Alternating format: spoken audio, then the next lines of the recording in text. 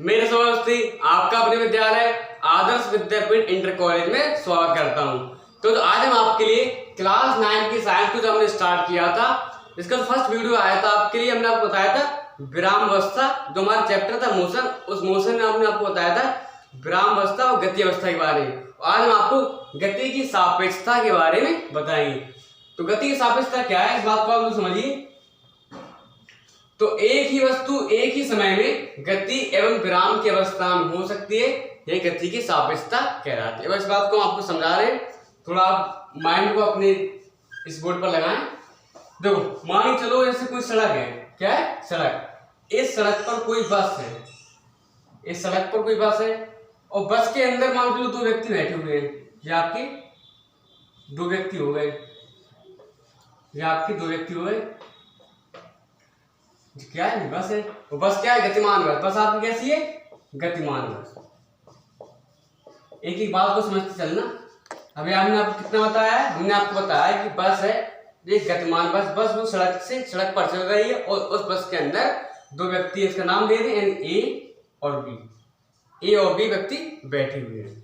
अब जो बात आती है, हम आपको बता रहे हैं कि कब स्थिर अवस्था और गतिमान अवस्था के बारे में बताएंगे आपको। देखो, और सड़क के किनारे कोई व्यक्ति खड़ा हुआ है, सड़क के किनारे कोई व्यक्ति खड़ा हुआ है, जिसे इसका नाम सी दे दिया। सड़क के किनारे सी व्यक्ति खड़ा हुआ है। जब सी व्यक्ति है, जैसे इस गतिमान बस को देखता है, वह बस के साथ साथ ए व बी इन दोनों व्यक्तियों को भी गति अवस्था में पाता है। इतनी बात क्लियर है। सी अगर आप खुद प्रैक्टिकल करो तो जैसे हम किसी बस को देखते हैं चलता हुआ सड़क पर देखते हैं, तो क्या देखते हैं कि बस भी चल रही है, बस के अंदर जो व्यक्ति वो भी गतिमान है। बस के साथ साथ हमें जो बस के अंदर व्यक्ति बैठे होते हैं वो भी गतिमान दिखाई देते हैं। तो यही बात है आपकी।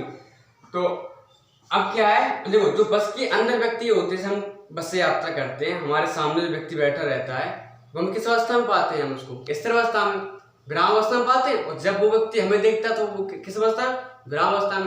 मतलब हमारे सापेक्ष दूसरा व्यक्ति विराम अवस्था में, उसके सापेक्ष हम विराम अवस्था में। तो यही बात है। अगर हम उसकी बात करें तो बी के सापेक्ष, तो लिख दे रहे हैं। तो जो बात क्या आई कि बी के सापेक्ष, यानी व्यक्ति बी के सापेक्ष ए किस अवस्था में, विराम अवस्था में। क्योंकि जो बस में बैठा है, जो हमारे सामने व्यक्ति बैठे रहते हैं, किस अवस्था में पाते हैं, वो विराम अवस्था में पाते। जब वो व्यक्ति हमें देखते किस अवस्था में पाते हैं, वो हमें विराम अवस्था में पाते। तो बस के अंदर जो व्यक्ति बैठे हुए एक दूसरे के सापेक्ष किस अवस्था में, विराम अवस्था में। लेकिन जैसे ही वो सड़क के किनारे बाहर कोई व्यक्ति खड़ा होता है, बस को देखता है, वो बस के साथ साथ उन व्यक्तियों को भी गतिमान अवस्था में पाता है जो बस के अंदर बैठे हैं।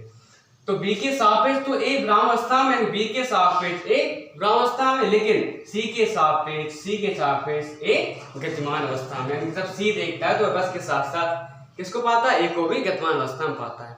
तो जो बात क्लियर हो चुकी हो आपको।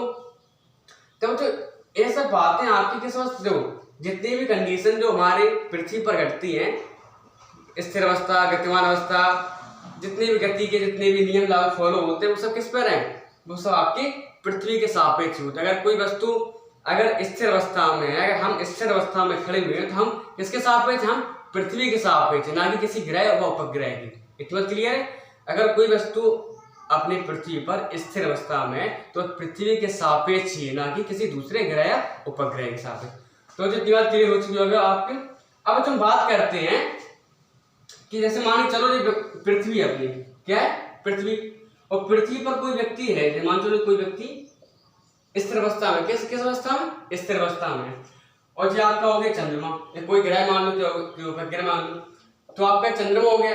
तो चंद्रमा पर कोई व्यक्ति बैठा हुआ है, चंद्रमा पर कोई व्यक्ति बैठा हुआ है, चंद्रमा पर व्यक्ति पहुंच गया, वहां से क्या हो रहा। और जो आपका मान चलो ए, इसका नाम दे दिए ए, इसका नाम दे दिए बी, नाम हमने दे दिया इसको।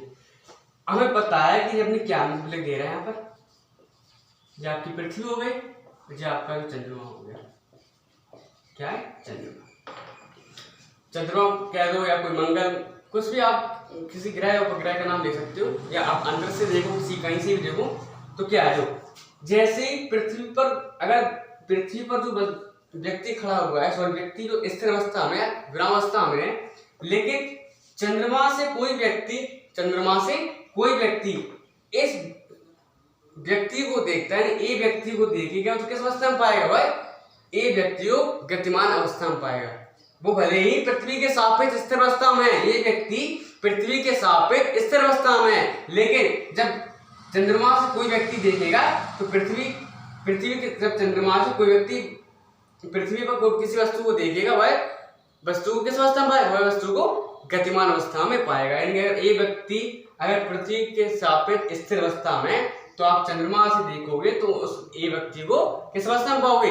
गतिमान अवस्था में पाओगे। तो इतना क्लियर है? ऐसा क्यों है इसका भी आप कारण सुन लीजिए। क्योंकि जो पृथ्वी होती है, तो पृथ्वी क्या है? सूर्य के चारों ओर परिक्रमा करती है, सूर्य के चारों ओर परिक्रमा करती है, और सूर्य के चारों ओर परिक्रमा करने के साथ साथ वह क्या करती है?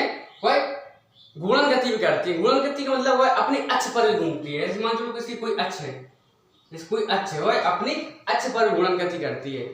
तो परिक्रमा, सूर्य के चारों ओर परिक्रमा करने के साथ साथ अपने अक्ष पर भी घूमना, यही क्या है? घूर्णन गति। यही तो इसे घूर्णन गति बोलते हैं। तो जो की बात क्लियर है, अगर मान चलो कोई व्यक्ति अंतरिक्ष से है, अंतरिक्ष से मान चलो अगर कोई व्यक्ति अंतरिक्ष से पृथ्वी पर किसी वस्तु को देखता है, तो प्रत्येक वस्तु किस अवस्था में पाएगा? गतिमान अवस्था में। प्रत्येक वस्तु को है, अगर पृथ्वी पर अगर कोई वस्तु पृथ्वी पर तो स्थिर अवस्था में है, पृथ्वी पर तो स्थिर अवस्था में, तो वो पृथ्वी के सापेक्ष है, ना कि किसी ग्रह ना उपग्रह के सापेक्ष। अगर कोई व्यक्ति पृथ्वी से बाहर अगर वस्तु को देखेगा, पृथ्वी से बाहर कोई व्यक्ति खड़ा हुआ है, वह व्यक्ति पृथ्वी पर कोई वस्तु को देखेगा, तो वह वस्तु को गतिमान अवस्था में पाएगा। ऐसा क्यों है? क्योंकि जो पृथ्वी है हमारी, वो सूर्य के चारों परिक्रमा करने के साथ साथ घूर्णन गति भी करती है।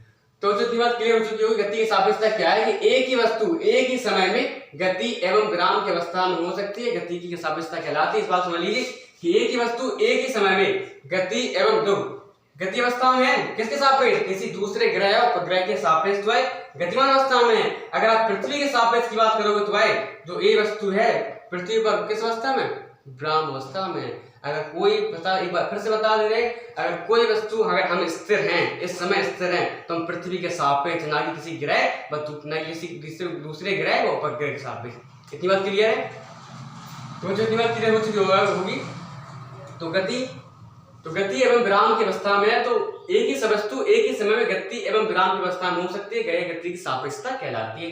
अगर वो गतिमान अवस्था में है, अगर स्थिर वस्तु भी आपको गतिमान अवस्था में समझ में आ रही है, कहाँ समझ में आएगी? आपको किसी बाहर ग्रह या उपग्रह से। अगर आप पृथ्वी पर देखोगे वस्तु को, तो भले ही वो पृथ्वी के सापेक्ष स्थिर अवस्था में होगी, लेकिन किसी दूसरे ग्रह से देखने पर आपको हमेशा किस अवस्था में दिखाई? गतिमान अवस्था में दिखाई। ऐसा क्यों होता है? क्योंकि जो पृथ्वी होती है वो अपने सूर्य के चारों परिक्रमा करने के साथ साथ घूर्णन गति करती है, वो अपने अक्ष पर भी घूमती है। तो आज की बात आपको क्लियर हो चुकी होगी। तो आपको अगली वाली वीडियो आपको भौतिक राशियों के बारे में बताएंगे। तो अगर आपको फिर भी किसी इस बात में कोई डाउट हो तो प्लीज, जो पूरा आपको डायग्राम समझा दिया था हमने, अगर फिर भी कहीं दिक्कत आ तो प्लीज आप कमेंट सेक्शन में लिख सकते हैं, या आपने जो ग्रुप बना हुआ व्हाट्सएप ग्रुप, उसमें आप अपनी समस्या को बता सकते हैं। हम आपकी प्रॉब्लम को दूर करने का पूरा प्रयास करेंगे। थैंक यू बच्चों।